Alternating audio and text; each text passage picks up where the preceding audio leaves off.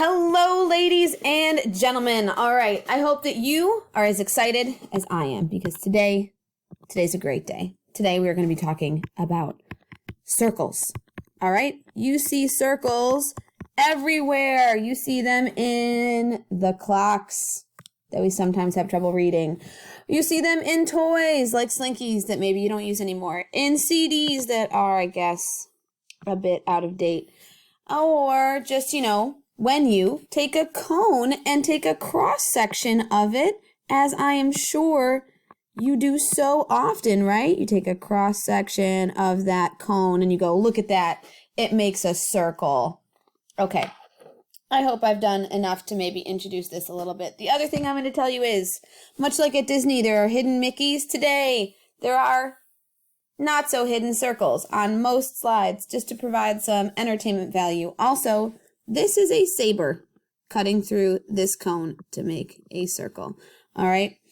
For those of you who are ancient or medieval weaponry fans, there you go. That's for you. Okay. So first off, little blast from the past.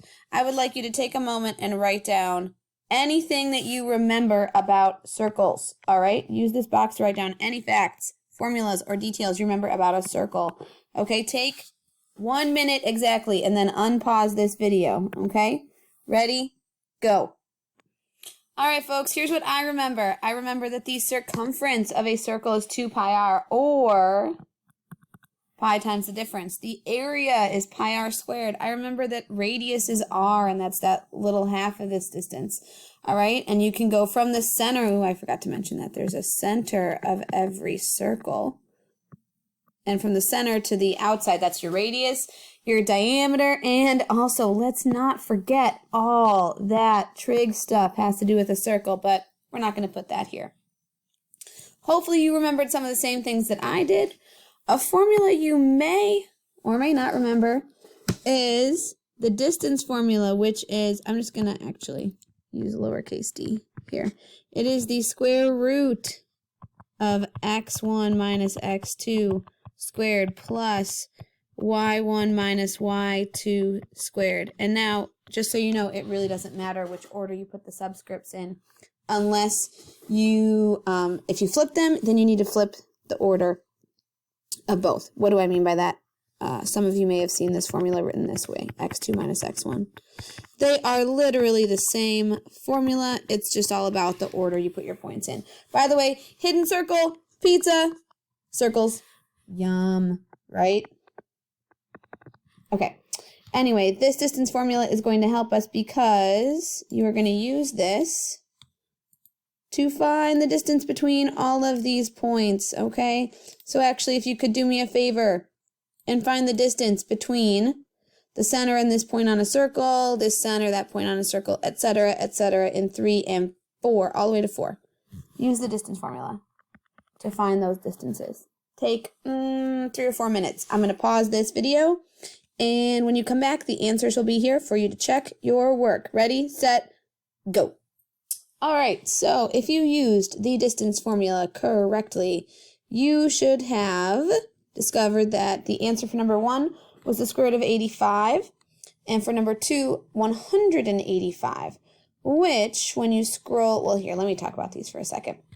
Which when you look, you'll notice that we were talking about going from the center of a circle to a point on the circle. So this is a little diagram of that situation. That would make this distance the radius. Now that's going to become important, okay? So, oh, look at that. There's a circle. That's the London Eye right there. So what is the name of the distances you found in number 1 and number 2? That would be the radius, all right?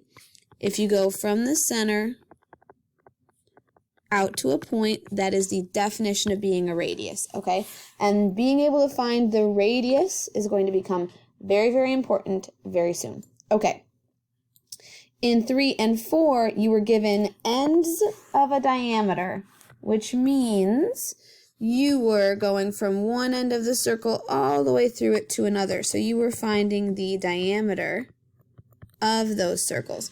Now, for the sake of time here, I haven't simplified these square roots, but they do simplify a little bit. I think they're both divisible by 4. Okay? So now that we're done reviewing some things, we're going to get into the heart of this lesson, which is all about the circle being written as a conic section. Okay, so first off, this equation up here, x minus h squared plus y minus k squared equals r squared. Some people call this the standard form equation. I think the key thing to remember is that this is the form you get after you complete the square, which we are going to talk about very, very soon. Some other places might call this the transformational form, because this is the form you can use to transform or shift your equation. Just like with any other equation, like a parabola that has a vertex, you've got this h comma k, and they are the opposite when they're inside the parentheses. So a couple of things to take a look at in this equation that we're starting with. We have x plus 3 inside the parentheses, which means our h value is going to be -3 for our center. And then we have -1 in the parentheses for our y value. So that means +1 is going to be our y coordinate. So we have a center at -3, 1. Okay, so right here. That center is going to help us because this value on the other side, that's what r squared is equal to, which is 25. So if our radius squared is 25, that would make our radius 5. Now, graphing a circle is as straightforward as if I know that the radius is from the center to a point, I'm just going to go in all of my Cartesian coordinate directions. I'm going to go north, 1, 2, 3, north 5 points, 1, 2, 3, 4, 5. I'm going to go east, I'm going to go south, and I'm going to go west, right? I'm going to go in all 4 directions, and then I'm going to do my best to connect those points in such a way that I make a circle. All right? And so now I have graphed a circle using its center and radius in order to create that, okay? There's going to be a couple more practice later on if you need some more practice. Now, the harder part is what if you're not given that equation with the vertex or with the center already. So keep in mind that this is the format we are trying to write our equations in. X minus h squared, y minus k squared equals r squared. So given a circle's radius and center, we can substitute those values in pretty easily. We would have x minus 5 squared plus y minus a negative would make it plus 6.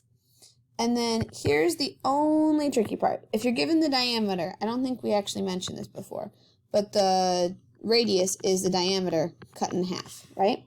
So if I cut this diameter in half, that'd be 2 root 3. And to put it in my equation, I'm supposed to square that. Well, what is 2 root 3 squared? Well, that'd be 4, because 2 squared is 4, times 3, because the square root of 3 squared, those cancel. So 4 times 3 would just be 12. All right, so x minus 5 squared, that quantity, plus y plus 6 squared equals 12. All right, see if you can figure out maybe 7 and 8 using the information that you were given, and keeping in mind we already talked about the area formula and the circumference formula earlier today. So give yourselves a couple minutes and see if you can figure out 7 and 8. All right, folks, time to check your answers. So for number 7, you should have... Now, a quick way to do this problem, by the way, is to recognize that at the end of the equation, you just need r squared. So when you solve this area formula, you get, for r, you can stop when you get r squared. So you should have gotten x plus 11 squared plus y plus 15 squared equals 6 from substituting in your center, and then r squared. In problem number 8, I had to do a little bit more work because I had to solve the circumference formula for r after I've substituted in my circumference, and then that value I did have to square in order to substitute it into my equation. And look, more circles. We've got our basketball hoop, we've got our basketball itself. So many circles everywhere in our world. All right. Almost there, folks. So we've got a couple more problems that require a little bit more work, okay? So we're going to use the center and a point, which, FYI, that means that we're going to find a radius. in between there, and then we're going to substitute those values. So I've already got the center, x minus 6 squared plus y plus 3 squared. I'm just looking for this number out here. In order to do that, I am going to need to revert back to my distance formula from the beginning of today's lesson. So I'm going to do 6 plus 2 squared plus negative 3 minus 4 squared. And it looks like I'm going to get, 64 plus 49, okay? And so that means my distance is going to be the square root of 113. Now you might be thinking, ugh, I have to deal with this 113? Not so much. Think again. Check this out. So this value right here is our radius, okay? The square root of 113. But what am I going to put here into my formula? I'm going to put the radius squared. That is very, very nice for us because when we take this r value of 113, the square root of 113, and we square both sides, that square root cancels because they're inverses of one another. And so we are just going to set that whole equation equal to 113. All right?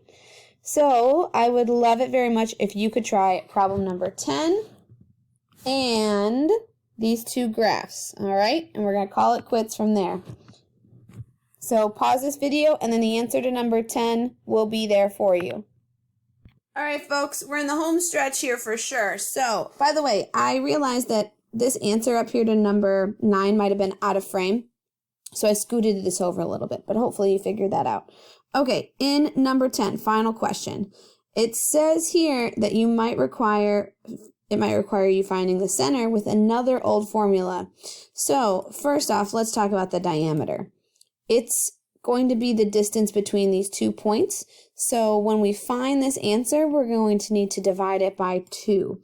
So if you look, I substituted into the distance formula, figured out that, the square root of 400 is 20. So my radius is 10, because 20 divided by 2 is 10. So the question is, where is the center?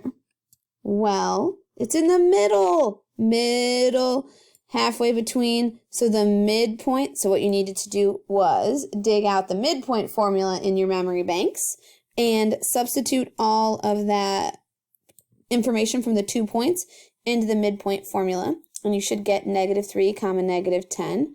And then after you figure that out, your final answer should be x plus 3 squared plus y plus 10 squared equals 100.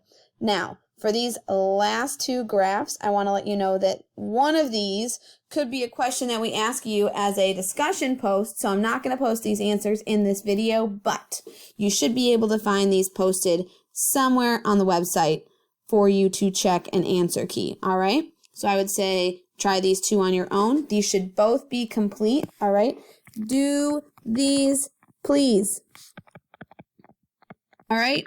Most importantly, thank you so much for listening. I hope that you have enjoyed all the little hidden circles. I think I showed you all of them. All right? Have a wonderful, wonderful rest of your day. Bye-bye.